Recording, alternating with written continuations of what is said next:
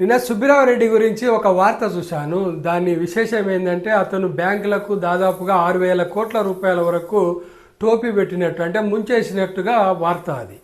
అయితే ఇక్కడ టి సుబ్బిరామరెడ్డి గురించి ఇప్పుడే ప్రముఖంగా వార్త వచ్చింది అనుకుంటున్నారు. ఇది ఇప్పుడే రాలేదు.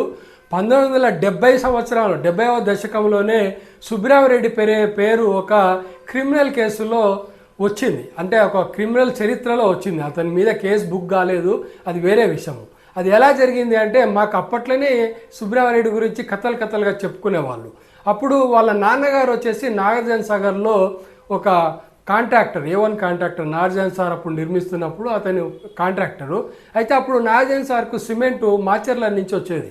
మాచర్లలో సిమెంట్ కంపెనీ ఉండేది.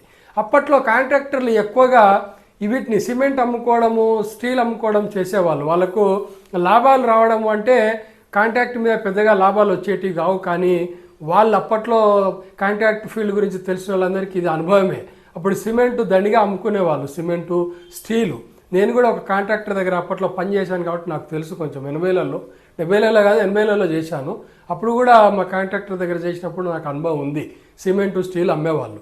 సో ఆ విధంగా డబ్బులు సంపాదించుకునేవాళ్ళు. ఆ విధంగా ఒక నేరమైనటువంటి బ్యాక్గ్రౌండ్లో ఇతని పేరు బాహాటంగా బయటకు వచ్చింది. ఎట్లా అంటే, ఒక 2 లారీల సిమెంటు మాచర్ల నుంచి దారి మళ్ళీ వేరే దగ్గరికి వెళ్ళింది. వాటిని పట్టుకున్నారు. కానీ అప్పుడు అతనికి ఉన్నటువంటి పలుకుబడి, కాంగ్రెస్లో అతనికి చాలా పలుకుబడి ఉండేది, వాళ్ళ నాన్నకు కానీ ఆయనకు కానీ. దాంతో తప్పించుకున్నాడు అనేది అప్పట్లో వార్తలు. అప్పుడు చాలా ఫేమస్ అయిపోయాడు. ఎప్పుడైనా సరే ఒక వ్యక్తి ఫేమస్ కావడానికి అన్ని మంచి పనులే చేయాల్సిన అవసరం లేదు.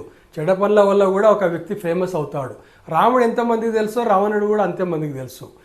ఇక్కడ సుబ్బిరామరెడ్డి ఏంటంటే ఎగ్జిబిషనిజం బాగా చేసేవాడు.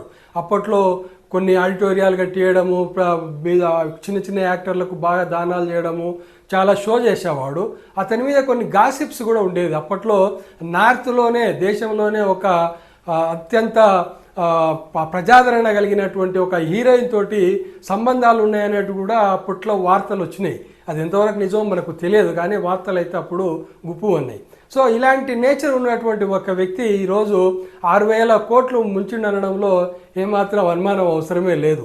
ఎప్పుడైనా సరే ఒక వ్యక్తి ఎగ్జిబిషనిజానికి, ఎక్కువ ప్రదర్శనకు మొదలు పెడతాడో అతని వెనకాల ఖచ్చితంగా ఏదో ఒకటి ఉందని మనం ఊహించుకోవచ్చు. నేనైతే భావిస్తాను ఖచ్చితంగా. ఎందుకంటే 70లలోనే అతని గురించి అప్పుడు చాలా గొప్ప కథలుగా చెప్పుకునేవాళ్ళు. ఈ విధంగా అతను క్రైమ్ నుంచి తప్పించుకున్నాడనే విషయంలో నకిలీ ఇన్వాయిస్లు కూడా సృష్టించిండు కంపెనీ నుంచి అనేటువంటి ఒక వార్త అయితే అప్పుడు మన